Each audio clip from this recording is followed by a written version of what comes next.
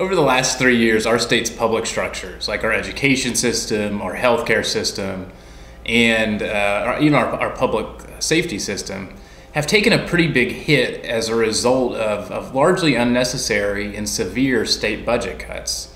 For instance, right now, we have 3,000 fewer teachers and teachers' assistants teaching in our classrooms than we did 3 years ago. We have tuition that's higher at our public universities and colleges because of budget cuts. And we have fewer children who have access to an early childhood education.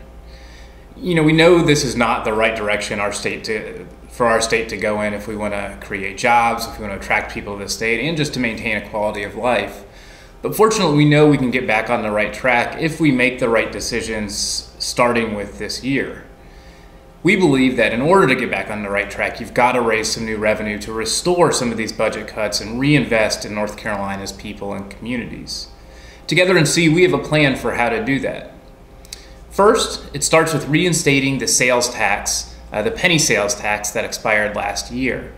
This is an easy way to raise almost $1 billion in new revenue. Whenever you do with the sales tax, however, you have to make sure that the tax system doesn't become unfair and put too much of a burden on low-income residents. So we also want to pair it with the Earned Income Tax Credit. And the Earned Income Tax Credit is a refundable tax credit that makes work pay for low-income families. So those two combined, that would bring us up about $800 million in new revenue going into next year.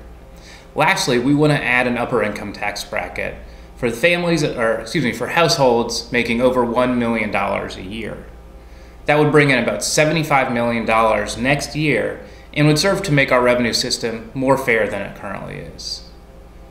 We hope these are ideas that can be adopted by the legislature, and we urge you, if you have any questions about Together NC's revenue package, to check out our website at togethernc.org.